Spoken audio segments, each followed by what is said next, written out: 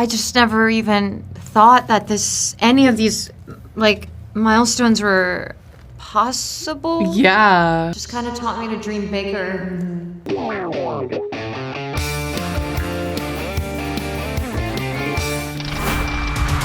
El mundo las conocerá como popstars, pero van a ser mucho más que eso.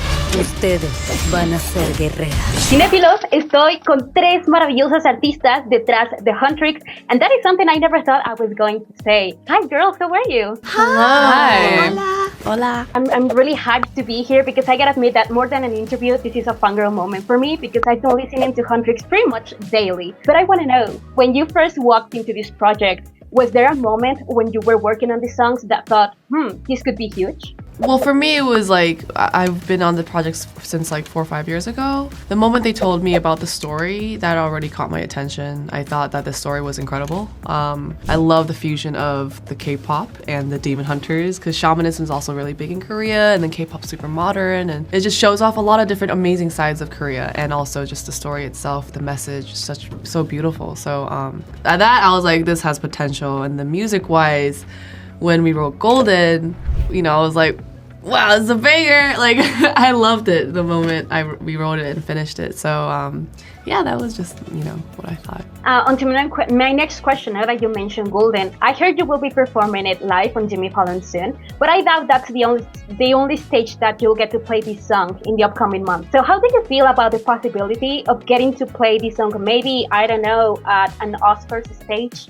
That would be incredible. Oh, my heart stopped for a second. The highest honor. Yeah. Let's just start there. First of all, we're excited. Like, there's no words. Yeah, every time we get asked this question, we try to find the words to describe what the feeling is, and honestly, it's so much because it's overwhelmed. It is overwhelming joy, and just as Korean American women too, to just witness our culture and this cultural piece of work being, you know, part of such a staple of American culture as well, is just like, that fusion is everything, and we're very grateful. Yeah. I love that you say that, because I think, especially in K-pop Demon Hunters, the music completes the characters' personalities and identities. So did you talk to Arden and Yeong and May to understand who these characters were off stage? I mean, we didn't get to talk to the actors, and so we met them after when we at the premiere, actually. So it was honestly, you know, directors Maggie and Chris did an incredible job being able to get our voices and blend it together, you know. Yeah. And Ian Eisendrath also, like, you know, the communication was so key in this whole project, you know, collaborative work. And so, yeah, it was great at the end. The result was amazing. Last night I was in the car with my dad, and Golden began sounding from the car's you know, speakers, and it was weird because he thought my phone was plugged into the car, but it wasn't. It was the radio, and that's how you know that you've made it, because you're playing on Mexican radio stations. So I wanted to know, did you think, or did you have in mind that this could become such a phenomenon? Not to this degree.